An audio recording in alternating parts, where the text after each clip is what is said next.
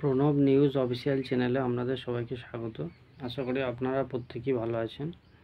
তো আজ upper primary এবং এসএলএসটি অর্থাৎ 9, 10, 11, 12 গ্রুপ সিডি যে মামলাগুলো চলছে সেই নিয়ে আমাদের কিছু আপডেট দেব।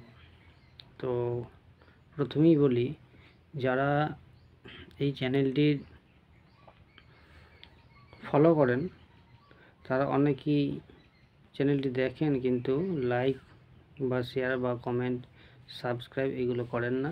বা যারা চ্যানেলটি নতুন দেখছেন তারা অবশ্যই লাইক, শেয়ার, কমেন্ট ও সাবস্ক্রাইব করবেন। এবার আসি মূল আলোচনায়। সেটি হলো, প্রথমে বলি আপার প্রাইমারি নিয়ে। আপার প্রাইমারি নিয়ে যেটা সংবাদ মাধ্যমে বা বিভিন্ন ইউটিউব চ্যানেল যেটা বলছে নাকি যে 10 থেকে 15 তারিখের মধ্যে নাকি আপারের জাজমেন্ট হতে পারে। তো প্রথমেই বলি, জাজমেন্ট কবে হবে সেটা আমরা আগাম বলতে পারি না। জাজমেন্ট কবে হবে সেটা একমাত্র যিনি জাজ অর্থাৎ ডিভিশন বেঞ্চের যে বিচারপতিদ্বয় আছেন ওনারাই বলতে পারেন। ওনাদের জাজমেন্ট কপি লেখা হলে তারপর একটা ডেট দেওয়া হবে এবং সেই ডেটে জাজমেন্ট হবে। তো একটা নির্দিষ্ট সময় সীমা থাকে, তো সেই সময়সীমার মধ্যে ওনারা অবশ্যই জাজমেন্ট দেবেন। তবে সেটা যে 10 থেকে 15 তারিখের মধ্যে যে হবে বা যে খবরটা বিভিন্ন সোশ্যাল মিডিয়াতে ঘোরাঘুরি করছে যে আগস্টের 10 থেকে 15 তারিখের মধ্যে নাকি জাজমেন্ট হবে, সেটা কতটা সত্য সেটা আমি বলতে পারবো না। তবে আমি এটুকু বলতে পারি, এই জাজমেন্ট মানে যিনি জাজ বিচারপতিদের আছেন ওনাদের এই জাজমেন্ট দিতে কিন্তু একটু সময় লাগবে। এটা আমি আমার ধারণা থেকে বলতে পারি। এত সহজে বা এত তাড়াতাড়ি হয়তো জাজমেন্ট হবে না, হয়তো আরেকটু সময় লাগবে। তার কারণ আপার প্রাইমারি যে সমস্যা, সেই সমস্যাটা একদিন বা দুদিনের নয়, সমস্যাটা 10 বছর প্লাস 11 বছর রানিং। তো সেই সমস্যার সমাধান কিন্তু অত সহজে হবে না। যিনি বিচারপতিদ্বয় আছেন ওনাকে জাজমেন্ট দিতে বা জাজমেন্ট কপি তৈরি করতে ওনাকেও একটু ভাবতে ওনারও অনেকটা সময় লাগবে।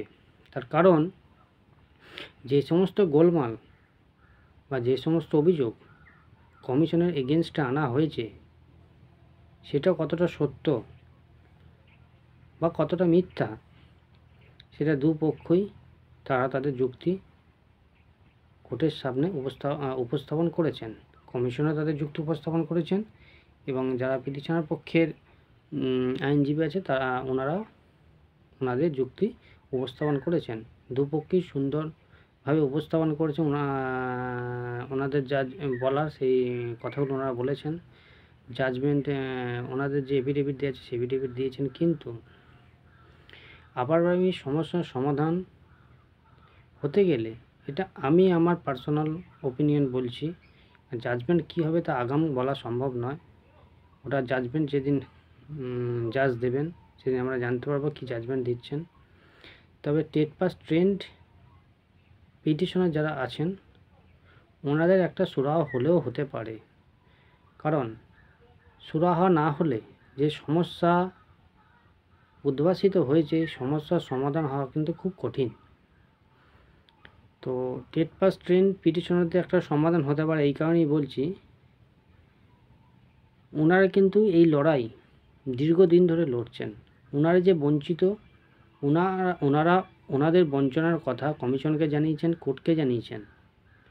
অর্থাৎ ওনারা যে ডিপ্রাইভড, ওনারা যে প্রতারিত, ওনারা যে বঞ্চিত, সেই কথাটা ফাঁকা মাঠে পাড়ার বৈঠকে বা ক্লাব ঘরে আলোচনা করলে সেই সমস্যার সমাধান কিন্তু হবে না। এটা একটা নিয়োগ। এখানে সমস্যার সমাধান করতে গেলে হয় আপনাকে কোর্টে যেতে হবে, কিংবা যে সংস্থা রিক্রুটমেন্টটা করছেন অর্থাৎ এসএসসি ওনাদের কাছে যেতে হবে। যারা বঞ্চিত ওনারা অবশ্যই কমিশনের কাছে গেছেন কিংবা কোর্টে গেছেন। সেই বঞ্চনার কথা আজ 10 বছর প্লাস ওনারা বঞ্চিত। একবার আপারের মেরিট লিস্ট তৈরি হয়ে সেই লিস্ট ক্যান্সেল হয়েছে, দিয়ে নতুন করে আবার প্রক্রিয়া শুরু হয়েছে। সেখানেও বহু অভিযোগ কমিশনের এগেনস্টে এসেছে। তাই বলছি এই সমস্যার সমাধান টেট পাস ট্রেন যারা পিটিশনার আছেন, আপনারা আশাহত হবেন না।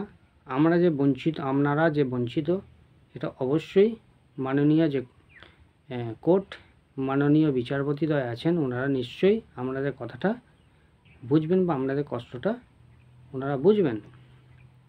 তো আশা করি আপনারা এর সুফল পাবেন। সব দিক বিচার বিবেচনা করি আশা করছি আপনাদের একটা ভালো রায়দান হবে, এটুকু আমরা আশা করতে পারি। তবে আবারও বলছি, জাজমেন্ট কী হবে তা আগাম বলা সম্ভব নয়। এবার আছে এসএলএসটি বিষয়ে। এসএলএসটিতে যে হিয়ারিং আছে সেটা হচ্ছে 6ই আগস্ট।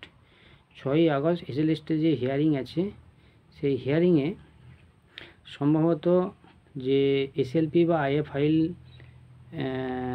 বিভিন্ন যারা পিটিশনার করার জন্য মানে করতে চাইছিলেন, ওনাদের সম্ভবত 6ই আগস্ট এসএলপি বা আইএ ফাইল সম্ভবত হয়ে যাবে। যারা হয়তো বাকি থাকবে তারা হয়তো আগামী দিনে করবে।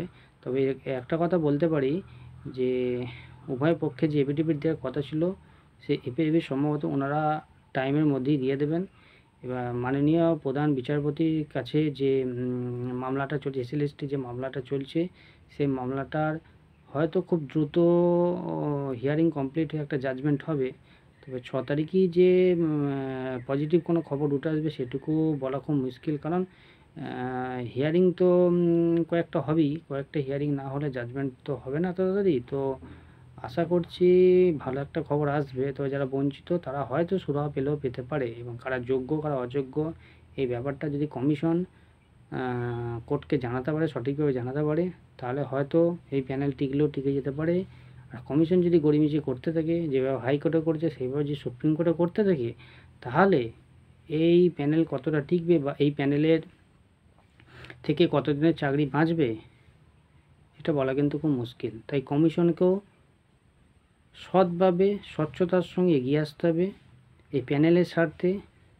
25,000 প্লাস যারা চাকরিজীবী আছেন, চাকরি করছেন, তাদের স্বার্থে কমিশনকেও কিন্তু এগিয়ে আসতে হবে। কমিশন যদি এগিয়ে আসে তবে এই সমস্যার সমাধান, তা নাহলে এই প্যানেলের বৈধতা বা এই প্যানেল আদৌ টিকবে কিনা সেই নিয়ে কিন্তু সন্দেহ আছে। তাই আমরা প্রত্যেকেই চাই কমিশন এগিয়ে আসুক, কমিশন সহযোগিতা করুক, কমিশন কোর্টকে সঠিক তথ্য দিক, যাতে যোগ্য অযোগ্য ব্যাপারটা পরিষ্কার হয়ে যায়। তবে এটুকু বলতে পারি, যারা বঞ্চিত, যারা নট কল ফর ভেরিফিকেশন, অর্থাৎ নম্বর থাকা সত্ত্বেও যারা নট কল ফর ভেরিফিকেশন ছিলেন, তাদের বিষয়টা হয়তো মাননীয় কোর্ট বিচার করবে, তারা হয়তো সুবিচার পাবে। তবে আবারও বলছি, যারা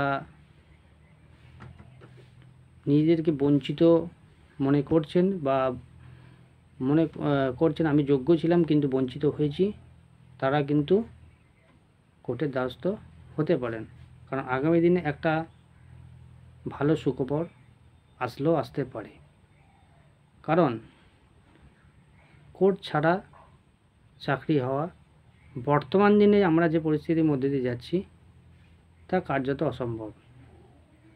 কারণ যারা স্বচ্ছ, যারা যোগ্য, যারা এমএবিএড পাস, টেট পাস, সব রকম যোগ্যতা পরীক্ষা পাস করেছেন, তারা কিন্তু রাস্তা ধর্ণা, আন্দোলন, মিছিল, মিটিং এসব করে বেড়াচ্ছেন, তাদের কিন্তু চাকরি নেই। আর কারা চাকরি করছেন সেটা সব কিছু আপনারা জানেন, আমার আর কিছু বলার নেই। তাই আবারও বলছি, যদি নিজেকে বঞ্চিত মনে করেন, আপনারা কোর্টের মাধ্যম দিয়ে কোনো না কোনো আইনজীবীর সাথে বিষয়টা পরামর্শ করুন, এবং আপনারা পিটিশনার হিসেবে কোনো না কোনো মামলায় যুক্ত থাকুন। কারণ কোন দিন কি অর্ডার আসবে, কোন দিন কি রায় আসবে আমরা আগাম বলতে পারবো না। যদি রায়টা বঞ্চিতদের পক্ষে আসে, আপনি যদি যুক্ত না থাকেন, আপনি কিন্তু তখনও বঞ্চিত হবেন, এখন যেভাবে বঞ্চিত হচ্ছেন। তাই বলবো, যারা নিজেদেরকে বঞ্চিত মনে করছেন, আপনারা অবশ্যই কোনো না কোনো মামলার সাথে নিজেদেরকে যুক্ত রাখবেন। ধন্যবাদ। সবাই চ্যানেলটির সঙ্গে থাকুন, পাশে থাকুন, লাইক, শেয়ার, কমেন্ট ও সাবস্ক্রাইব করুন। আমার কথা বলার মধ্যে যদি কোনো ভুল ত্রুটি হয়ে থাকে তো আমাকে ক্ষমা করবেন। ধন্যবাদ।